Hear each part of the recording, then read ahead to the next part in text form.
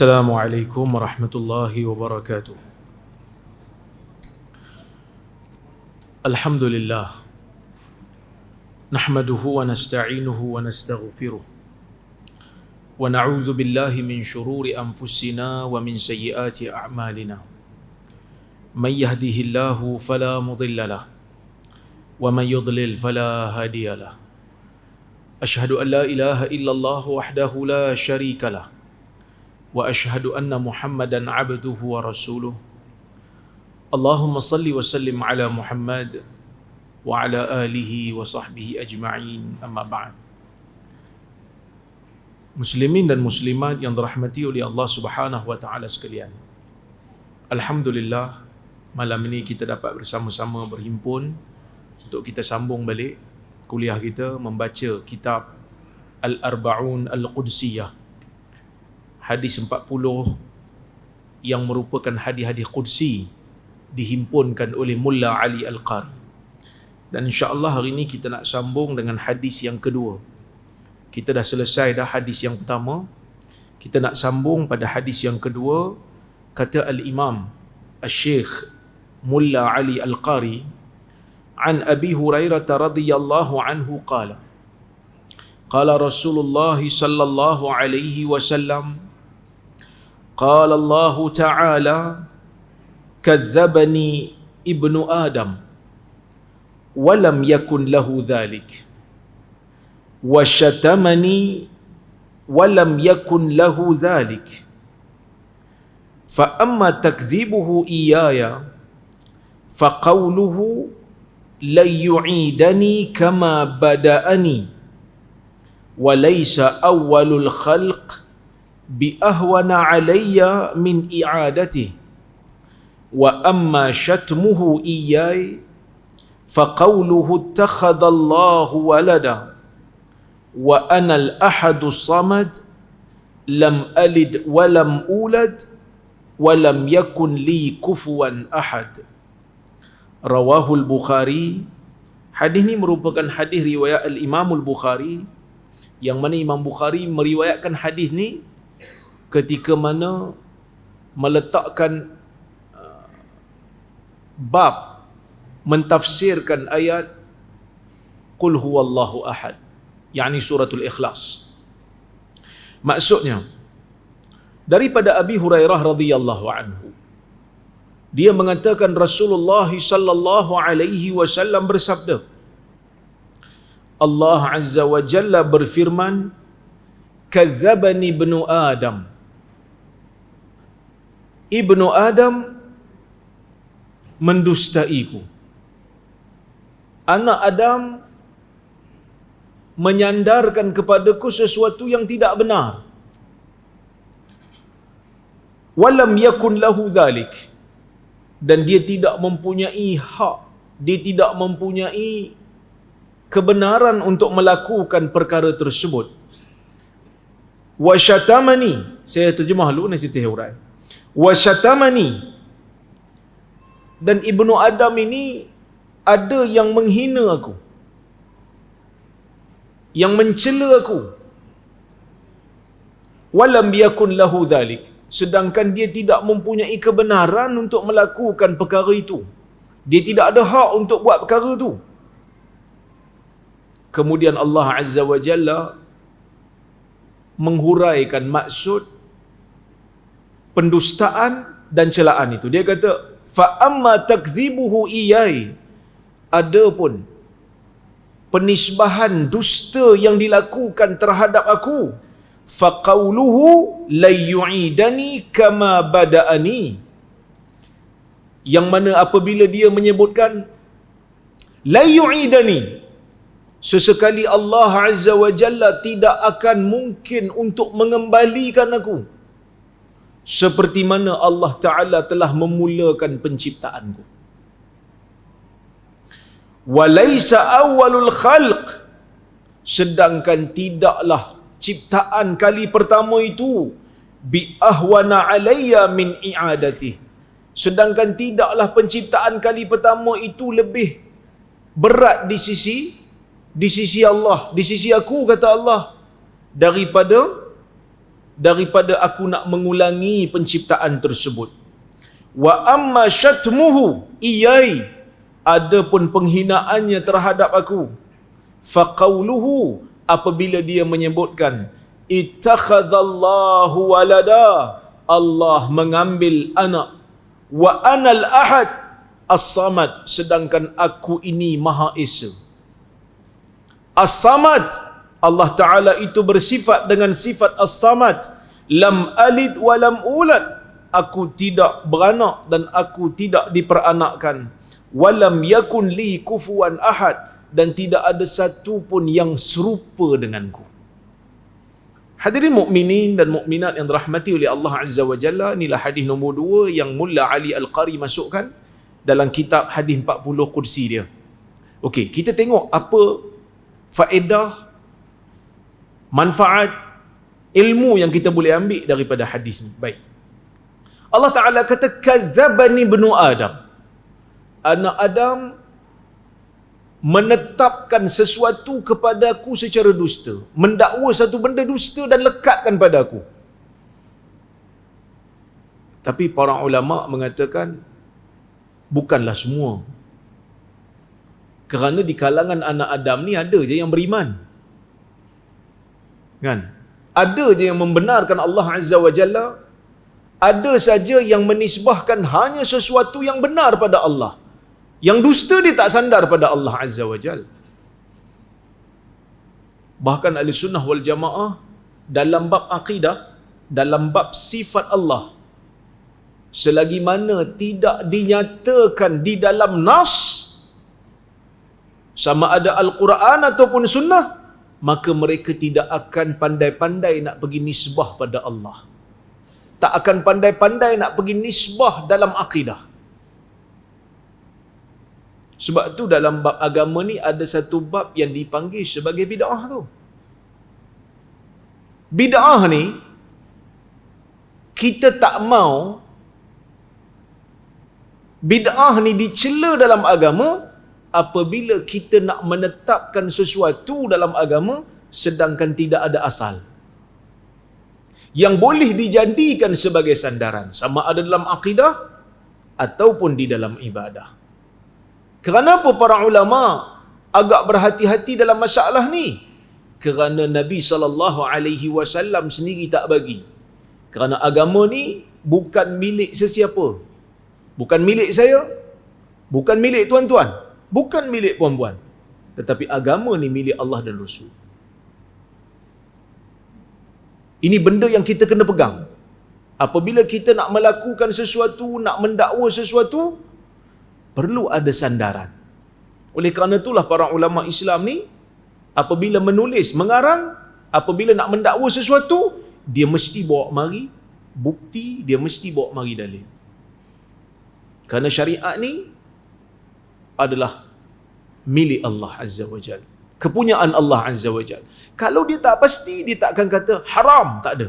Kalau tak pasti, dia tak akan sebut yang ni haram secara jelas. Dia akan kata akrahu zalik, aku tak suka, aku tak berminat.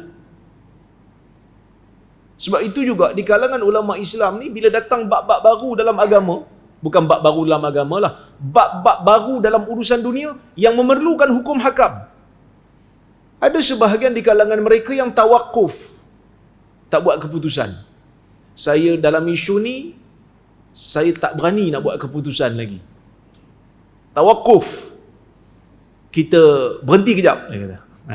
Dalam bab-bab yang dipanggil sebagai qadaya mu'asarah, bab-bab isu-isu fiqh semasa, mereka tak berani kalau tidak ada bukti yang jelas. Okey, bila disebut anak Adam menisbahkan satu perkara dusta pada aku, bukan semualah, sebahagian sahaja. Dan benda ni memang ada lah, dalam bahasa kita pun ada. Kita menyebutkan secara umum, tetapi yang kita maksudkan hanya sebahagian sahaja. Okey, siapa golongan ni? Golongan yang tidak beriman dengan hari akhirat. Golongan ni adalah golongan yang tidak beriman. Sebab bila Allah Ta'ala kata mereka ini melakukan pendustaan terhadap aku, macam mana? fa amma takdzibuhu iyai, adapun pendustaan yang dilakukan terhadap aku tu apabila dia sebut la yu'idani kama bada'ani, sesekali Allah Ta'ala tidak akan kembalikan aku semula, sesekali Allah Azza wa Jalla tidak akan bangkitkan aku semula seperti mana Allah Ta'ala dah bangkitkan aku sekarang. Maksudnya bila aku mati nanti, hari ni betul aku hidup, nanti bila mati nanti Allah Subhanahu wa Ta'ala tidak akan bangkitkan aku. Siapa yang kata macam tu, maka dia tak betul. Jadi perkataan ini adalah perkataan yang disebut oleh Allah Azza wa Jalla sebagai satu pendustaan. Sedangkan Allah Ta'ala kata, walaysa awwalul khalq bi ahwana alayya min i'adati.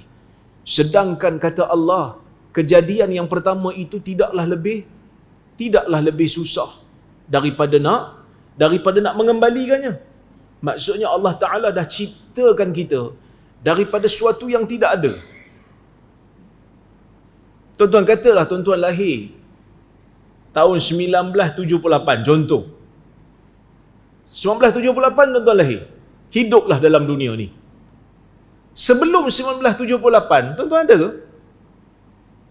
Kata ada Ustaz, dalam perut. Okey, kita reverse lagi ke belakang.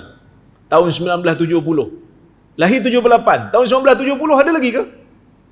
Ada dalam perut? Tak ada. Tak muncul. Janin pun tak ada, tulang pun tak ada, rambut pun tak ada, bulu hidung pun tak ada. Allah Azza wa Jalla boleh ciptakan satu orang manusia yang berasal daripada tak ada.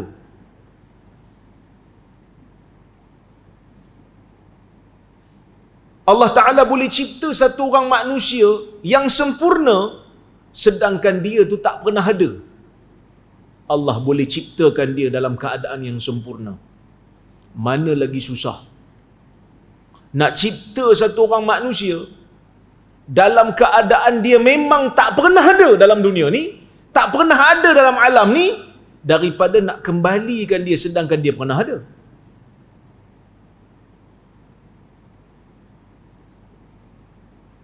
Maka sebab itu Allah Subhanahu wa Ta'ala kata, kalau Allah mampu untuk ciptakan dia daripada tak ada dulu, dan itu tak susah bagi Allah, tak susah pun.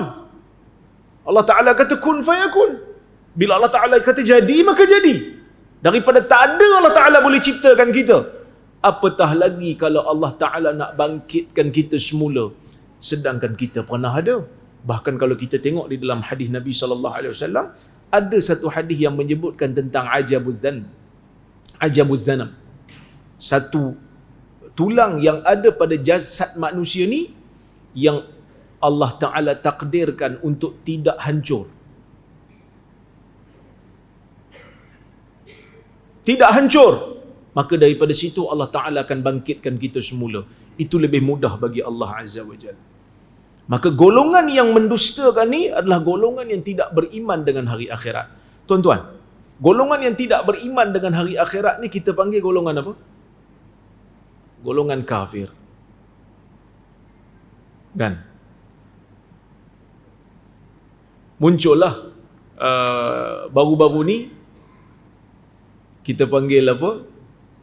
Polemik dalam negara kita berkenaan dengan isu kafir. Saya ada tulis sikit lah. Dan saya dah sebut dah dalam kuliah saya lama dulu berkenaan dengan istilah kafir ni. Tuan-tuan, kafir dari sudut makna literal, dari sudut makna literal, kafir ni bermaksud sitru syai' wa taghtiyatuh, menutup sesuatu, membalut sesuatu. Itu kafir. Ya. Dalam bahasa Arab, sebelum kafir itu ataupun kufur itu dijadikan sebagai satu istilah syar'i, perkataan di sudut bahasa Arab selain daripada menutup, orang Arab panggil kafir ni orang yang menanam, orang yang tanam pokok, petani. Kafir, kufar. Sebab tu kalau tuan-tuan pergi kat Jordan,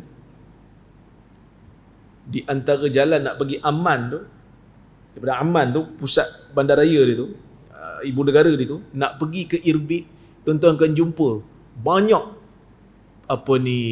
signboard kufur Khalil, kufur.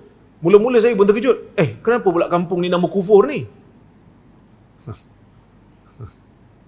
Sebab kawasan tu kawasan subur. Di kawasan di antara Amman nak pergi ke Irbil tu, dia kawasan lembah. Kita kena lalu kot Jarash, kawasan-kawasan lembah. Bahkan ada satu kota Rom yang besar kat situ. Di antara kota yang terbesar di luar Rom, di kawasan tu lah. Sebab kawasan tu kawasan yang hijau, kawasan subur. Bahkan ada banyak, boleh kita katakan dia macam pokok-pokok besar dekat situ. Jadi banyak kufur. Ni Ustaz Ashraf ada sini, dia tahu lah. Itu pun kalau dia baca signboard lah. Biasa dia baca kitab dalam kita. Kufur, kan? Kenapa panggil kufur? Sebab kawasan tu kawasan yang banyak tumbuhan-tumbuhan. Bila kita panggil orang yang tidak mahu menerima Islam sebagai kafir, ia bukanlah satu perkataan hina macam kita mencarut tu. Tapi ia merujuk kepada hakikat yang dia menutup jiwanya daripada menerima Islam. Petani dipanggil kafir ataupun kufar di sudut bahasa kerana petani itu kerja dia menutup bumi dengan tumbuhan ataupun menutup benih dengan tanah. Tanam, tutup. Jadi bila kita panggil, kita gelarkan satu orang dengan gelaran kafir, ia bukan satu perkataan yang agresif. Macam Arab, dia ada dua je manusia, dia kata. Dari sudut bangsa, manusia ada dua. Satu Arab, satu Ajam. Jadi kalau kita ni bukan Arab, dia akan panggil kita Ajam. Tahu?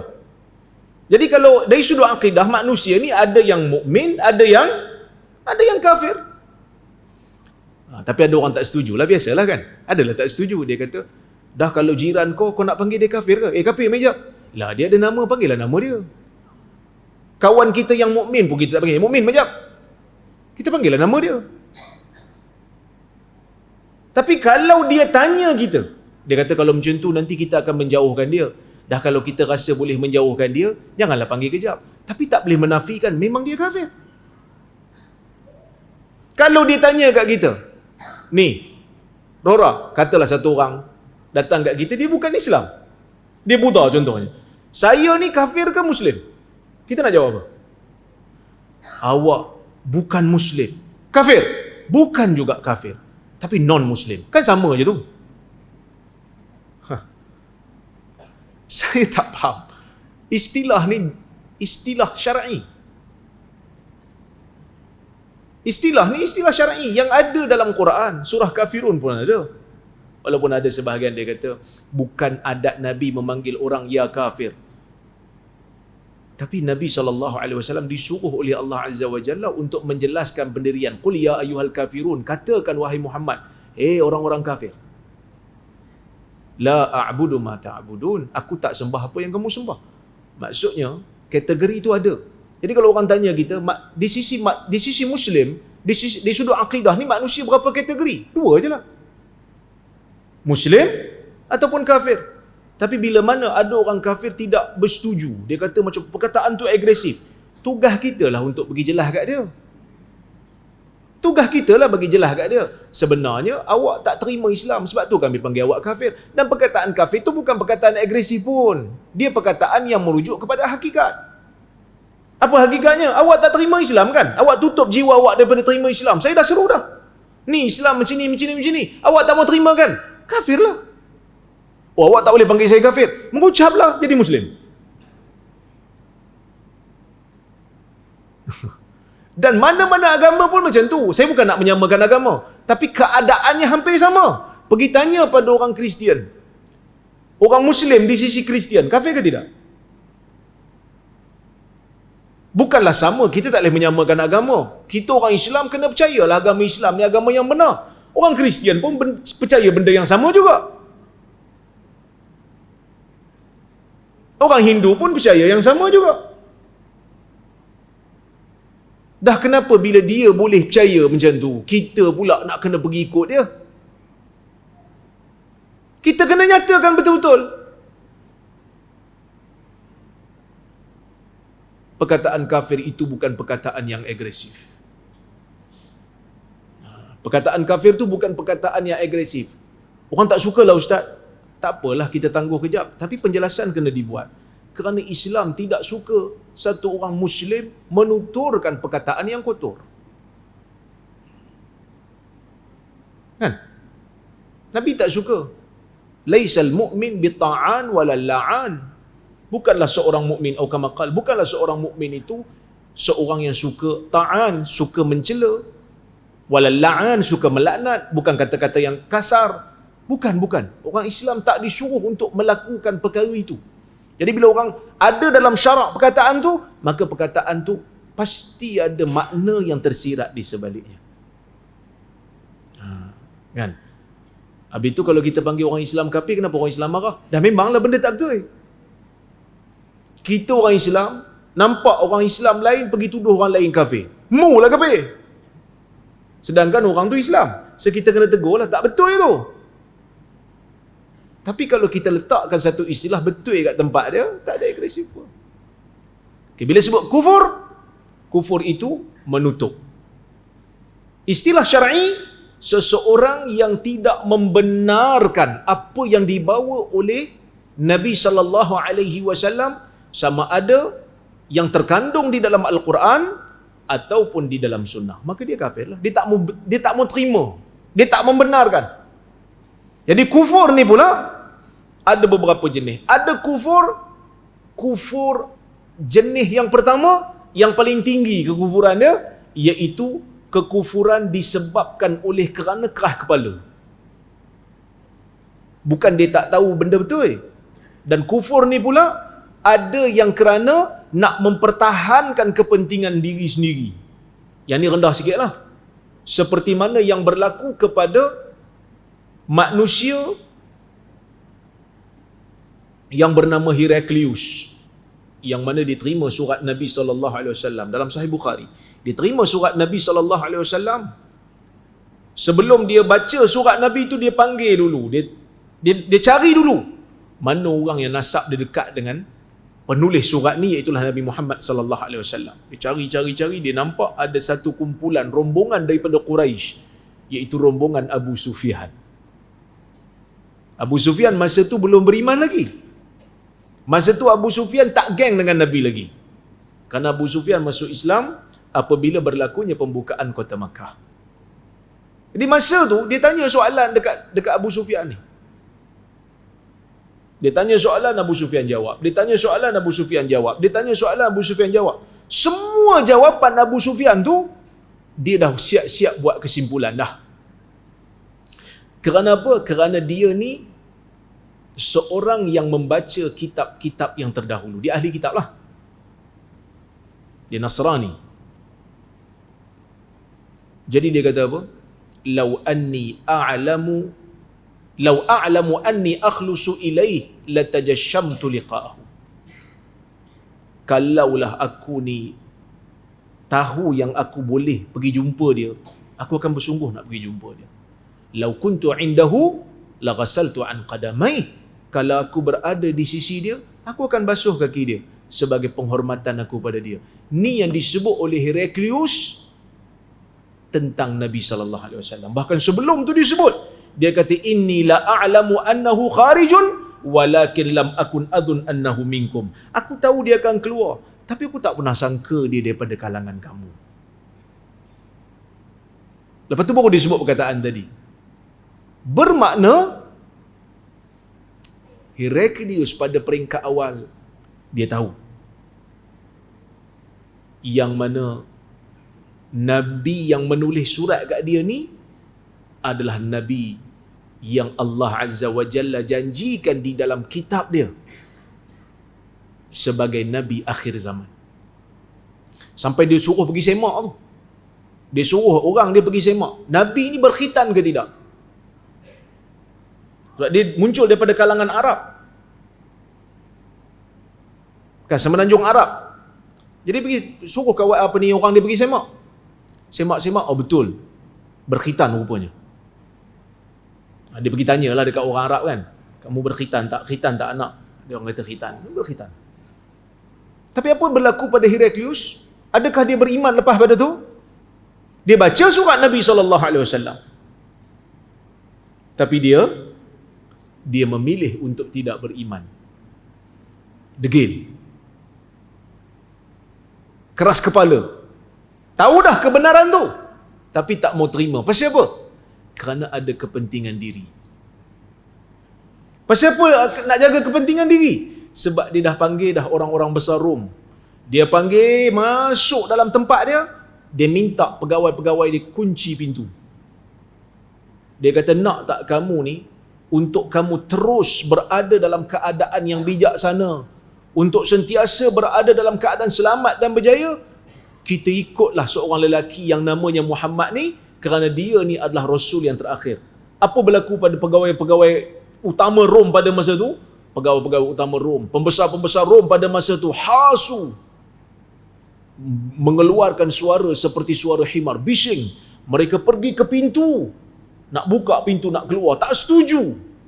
Mereka dapati pintu dah dikunci.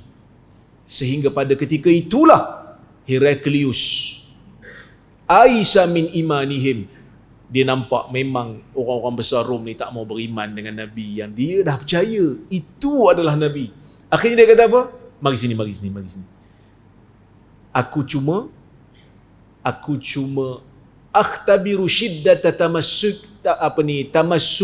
tamassukikum bidinikum. Aku saja nak test saja sejauh mana kekuatan kamu berpegang dengan agama kamu. Sekarang aku dah nampak dah, mari. Akhirnya dia mengambil keputusan untuk tidak beriman. Akhirnya bukan hanya sekadar dia tolak ajaran Nabi SAW, dia tak mau sahut untuk menjadi Muslim. Bahkan mengikut pandangan sebahagian ulama, seperti mana yang dinukilkan oleh Ibn Hajar, dialah orang yang menggerakkan tentera untuk berperang dengan sahabat Nabi SAW yang Nabi hantar pergi ke Mu'tah.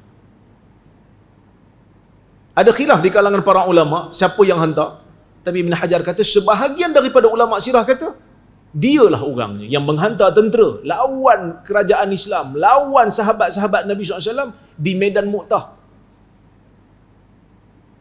untuk mengalahkan tentera Islam. Pasal apa? Nak jaga kerusi, nak jaga kedudukan. Ada di kalangan manusia yang mengetahui kebenaran juga, tapi dia lawan kebenaran itu. Dia tak mau terima kebenaran itu, bukan hanya sekadar menjaga kepentingan peribadi, tetapi kerana takabur.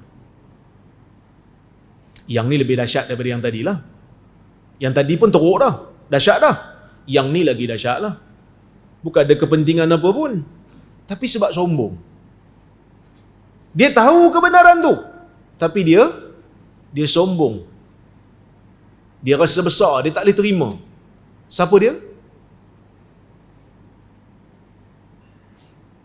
Siapa dia?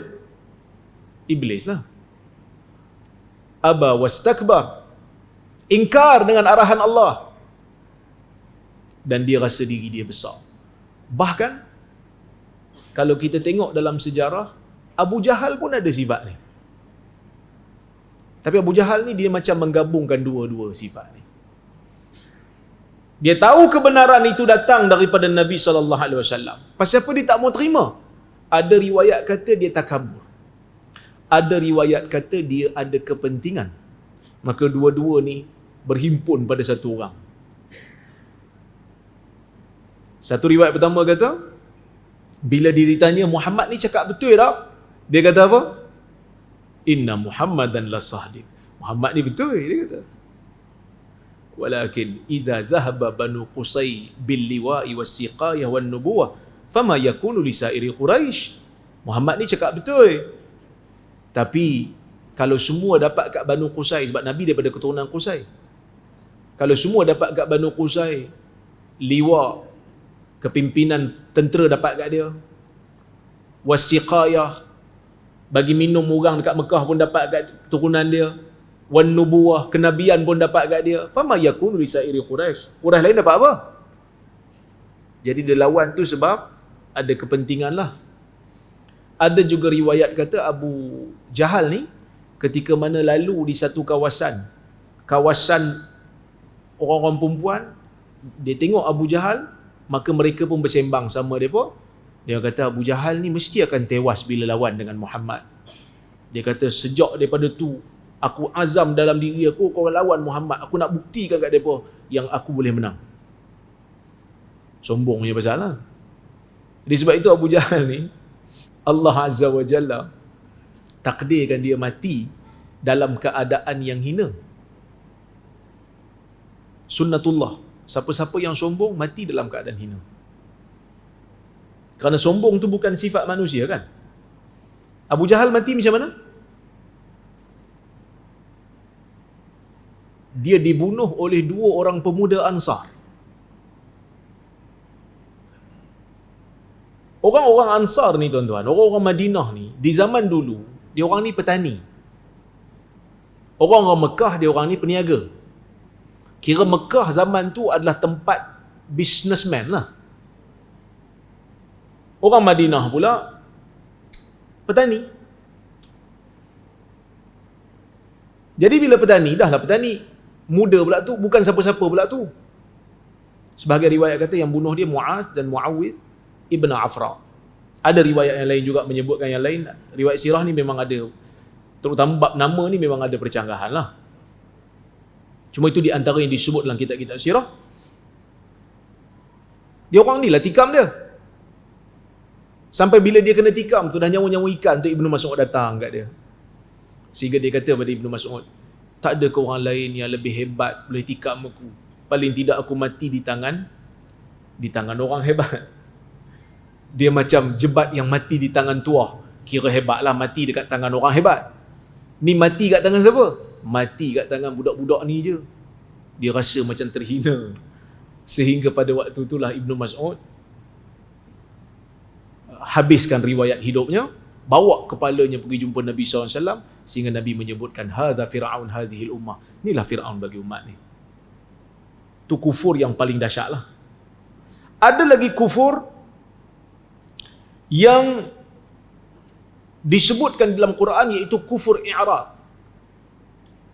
Dia kufur disebabkan oleh kerana dia berpaling.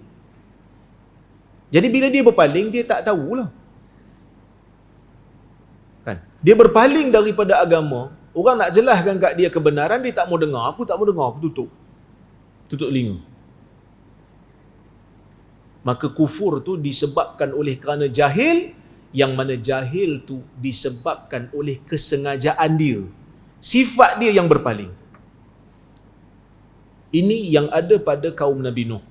Wa inni kullama da'awtuhum litaghfira lahum ja'alu asabi'ahum fi adhanihim wastaghshaw thiyabahum wa asarru wastakbaru istikbara. Nabi Nuh kata, setiap kali aku ajak mereka untuk beriman kepada Allah Azza wa Jalla, meninggalkan ajaran-ajaran kufur dan syirik ini, ja'alu asabi'ahum fi adhanihim, mereka letakkan tangan jari-jari mereka di dalam telinga mereka, tak mau dengar, aku tak mau dengar. Wastaghshaw thiyabahum, mereka ambil pakaian mereka, tutup muka mereka, tak mau tengok Nabi Nuh. Bukan sekadar tak mau dengar, tengok pun tak mau. Wa asarru, dan mereka kekal atas apa yang mereka, degil atas apa yang mereka ada. Wastakbaru istikbara, dan mereka juga ada sifat takabur itu. Takabur itu kerana tak mau dengar dulu. Ini penting kok ni. Dulu saya pernah sebut, banyak kali kok saya sebut, dengar dulu ni penting. Orang nak jelaskan bagi peluang. Takut-takut kerana kita tak mau dengar tu, kita telah menzalimi orang lain.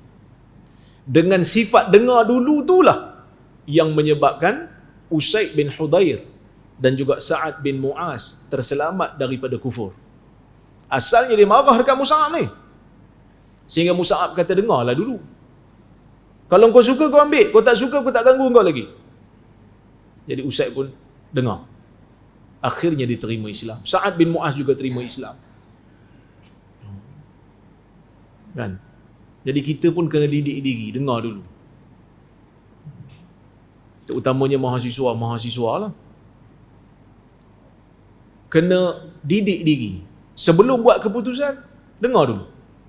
Jangan biar orang buat keputusan untuk kita. Kita banyak orang buat keputusan untuk kita kan.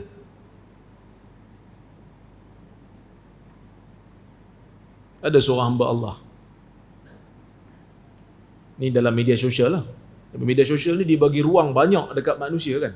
Dulu kita cuma ada TV dengan radio, tak semua orang boleh masuk. Yang ada kabel boleh masuk lah. Yang kabel besar pemeluk boleh masuk. Yang tak ada kabel duduk diam-diam lah. Tapi bila adanya media sosial ni, masing-masing orang boleh menulis. Masing-masing orang boleh rakam video, boleh letak. Kan? Jadi ada seorang hamba Allah. Dalam banyak-banyak komen tu, dia satu komen, dia kata, muka video saya, dia kata, inilah satu ustaz yang mengatakan syair Imam Syafi'i itu syirik. Dia komen tu dekat Facebook saya lah. Saya tengok, saya kata, bila masa? Kan? Saya pun tanya dia, minta maaf tuan, mungkin saya terlupa, tapi ada bukti tak yang saya pernah kata Imam Syafi'i itu ajar benda syirik? Dia kata, cari sendirilah. Sendiri cakap takkan tak ingat. Ganas. Saya kata, tuan, saya minta maaf, saya terlupa. Mungkin saya lupa lah, tapi saya ingat saya tak sebut. Kalau ada video saya banyak kat YouTube. Dekat Facebook pun banyak. Alhamdulillah, banyak orang pendek-pendekkan video saya ni letak kan. Jadi saya nak tahu jugalah kat mana. Kalau ada, tolong bagi. Lepas tu dia senyap lama, dia tak reply lah. Tuan-tuan, orang macam ni, dia mesej saya dekat inbox, dia kata, ustaz, dia kata, saya minta maaf, saya dah cari, rupanya orang lain.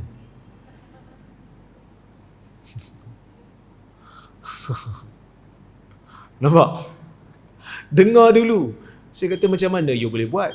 Dia kata, sebab saya dengar ustaz saya sebut. Ustaz saya yang sebut, maka sebab tu saya sebut. Isyak dah kan? Dah. Kita bagi ruang pada azan dulu.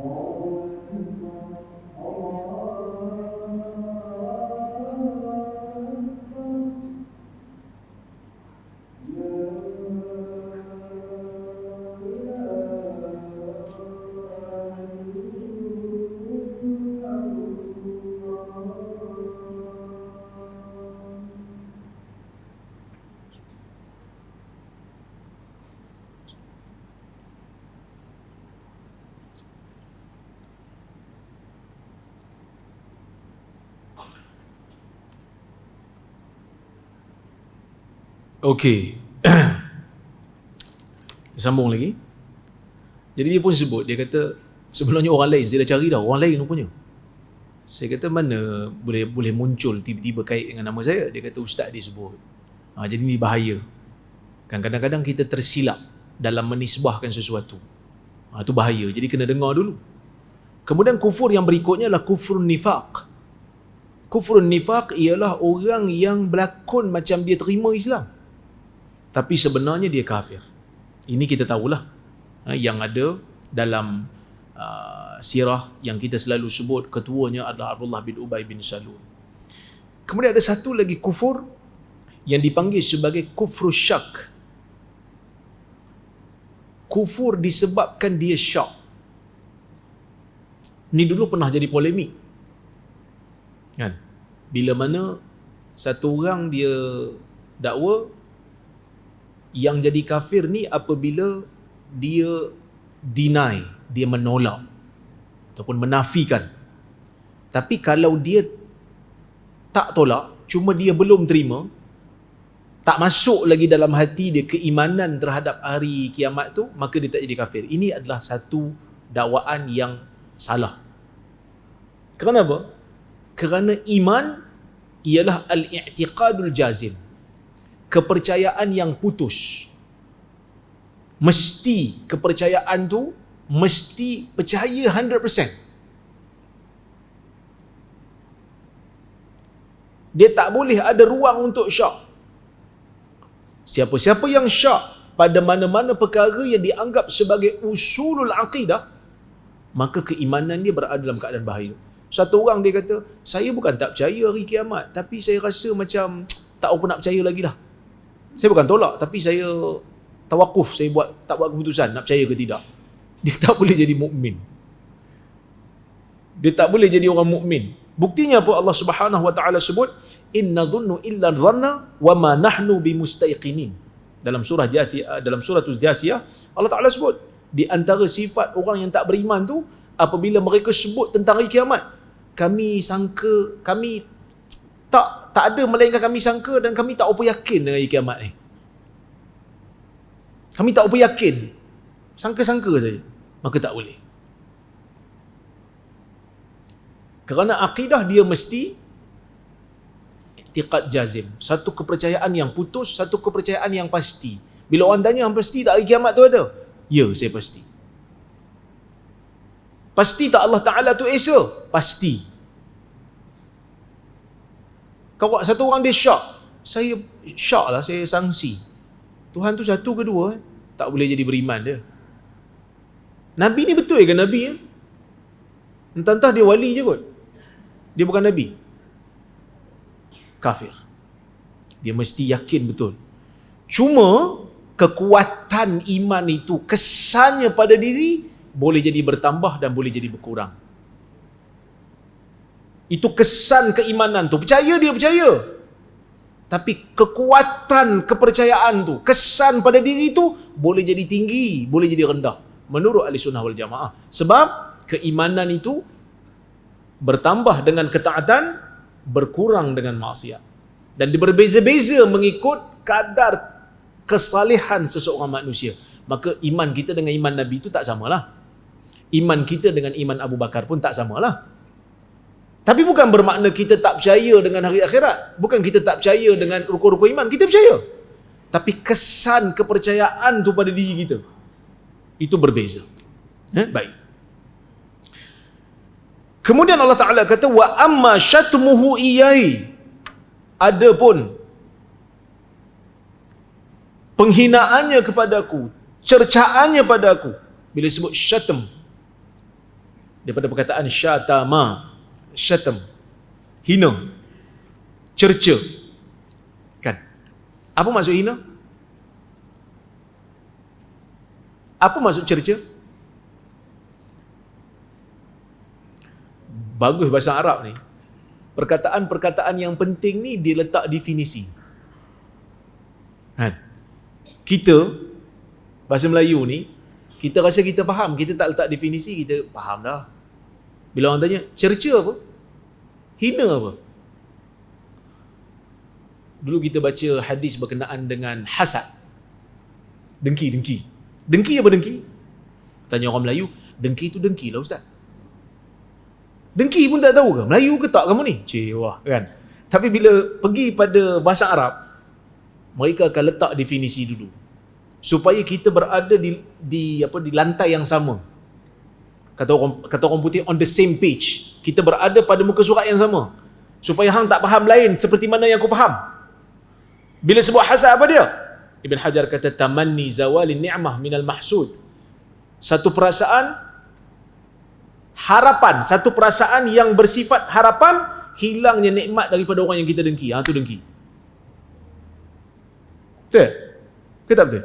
Bila kita tengok satu orang, kita dengki kat dia. Pasal apa? Sebab kita rasa macam, kalau boleh hilang nikmat tu kat dia, bagi kat aku. Ada orang dengki pada benda orang yang tidak ada nikmat. Tengok orang tepi jalan, minta sedekah. Aku dengki betul kat dia ni. Kenapa dia minta sedekah kat sini? Aku pun nak minta sedekah sekali. Jarang lah.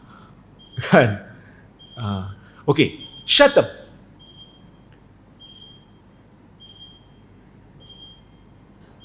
Sebahagian ulama syuruh yang mengarang kitab Syuruh al-Hadis, dia kata syatam ni wasafa asy-syai' bima yaqtadi an-naqs. Kita mensifatkan kepada orang lain dengan sesuatu yang boleh membawa kepada kekurangan pada orang tu. Tu hina lah.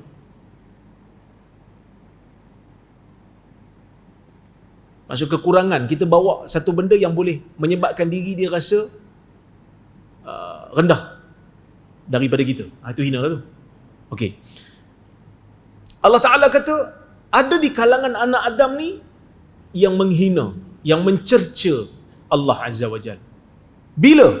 Bila mana dia mengatakan Allah Azza wa Jalla itu mempunyai anak. Kita semua tahulah dalam dunia ni memang ada agama yang mengatakan Tuhan itu ada anak. Jesus dikatakan sebagai anak Tuhan. Bahkan Arab Jahiliyah mengatakan malaikat tu juga anak perempuan Tuhan. Maka ini merupakan satu penghinaan. Sedangkan Allah Ta'ala kata, akulah Tuhan yang Esa. Jadi sebab itu kita orang Islam ni kena didik anak kita. Kalau kau dengar je mana-mana manusia yang mengatakan Allah itu ada anak, biarlah dia kata dia Muslim pun, apa yang disebut tu bukan ajaran Islam. Jadi kalau kita mantapkan akidah anak-anak kita, generasi kita, biarlah datang komik ke, datanglah apa-apa pun, anak orang Islam akan tahu akidah Islam mabniun ala tauhid, terbina di atas tauhid. Mana-mana cubaan untuk memalitkan Allah dengan sifat beranak ataupun Allah itu mempunyai bapa ataupun sebagainya, itu bukan akidah Islam. Siapa yang cuba untuk mengatakan demikian, dia sedang melakukan penghinaan kepada Allah Azza wa Jalla. Kemudian Allah Ta'ala itu juga bersifat samad. Apa itu samad? As-samad, para ulama berbeza pendapat. Ada yang mengatakan samad itu ialah pemimpin yang tertinggi. Orang Arab bila sebut samad, maksudnya syaraf. Pemimpin yang mulia, tertinggi kedudukannya. Ada yang kata satu entiti ataupun seseorang, ini dari sudut bahasa, seseorang yang dicari ketika mana kita berada dalam keadaan memerlukan. Kita dalam keadaan susah, kita cari satu orang. Tak cari orang lain, cari dia. Maka dia itulah samad. Allah Azza wa Jalla bukan makhluk. Allah Azza wa Jalla dicari. Allah Ta'ala diseru apabila manusia berada dalam keadaan kesusahan. Maka sebab itu Allah Azza wa Jalla digelar dengan gelaran As-Samad. Jadi kita kena beriman Allah Ta'ala itu Esa satu, Allah Ta'ala itu kedudukannya tertinggi satu, Allah Ta'ala itu diseru dan dicari, diseru, diminta tolong apabila kita berada dalam keadaan susah. Dan kena juga percaya Allah Ta'ala tu tak ada satu pun yang sama dengan dia. Kalau satu orang dia kata saya beriman Allah Ta'ala tu Esa, tapi sifat Allah sama macam sifat makhluk, maka dia tidak menjadi mukmin, dia kafir. Kerana dia menyamakan Allah dengan makhluk. Itulah dalam istilah agama dipanggil golongan musyabbihah. Golongan yang menyamakan Allah dengan makhluk. Ini adalah satu benda yang membahayakan akidah.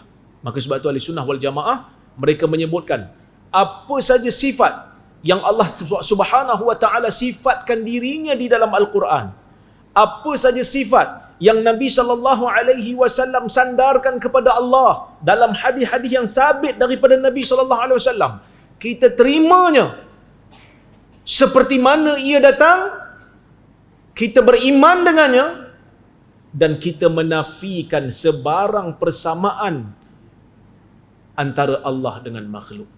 Bila Nabi kata Allah tu wujud, kita kata Allah wujud, tapi kewujudan Allah sekali-kali tak sama dengan kewujudan kita. Kerana wujud kita ni ada permulaan dan ada pengakhiran.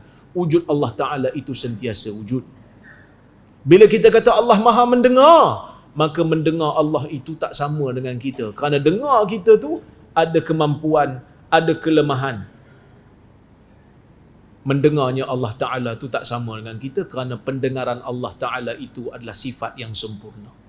Bila kita kata Allah Ta'ala Maha melihat, maka melihatnya Allah Ta'ala tu tak samalah dengan sifat lihat kita. Kerana lihat kita tu lihat yang penuh dengan kelemahan. Tapi lihat Allah Ta'ala tu lihat yang penuh dengan kesempurnaan. Maka sebab itu bila kita salat, kita tundukkan kepala kita sewaktu rukuk, kita tundukkan kepala kita sewaktu sujud, kita ucapkan sewaktu rukuk dan sujud, Subhana Rabbiyal Azim, Subhana Rabbiyal A'la. Maha suci Tuhan yang maha agung, maha suci Tuhan yang maha tinggi. Kita ucapkan zikir itu sebagai satu simbolik.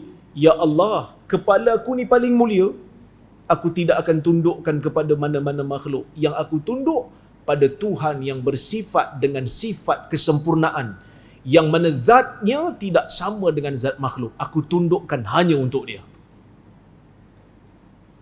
Wallahu subhanahu wa ta'ala a'lamu bisawab. Mudah-mudahan Allah Azza wa Jalla rahmati kita semua.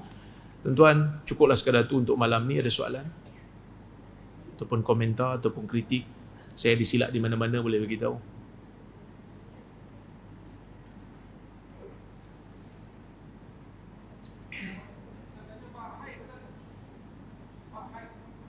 Bak haid. Ha?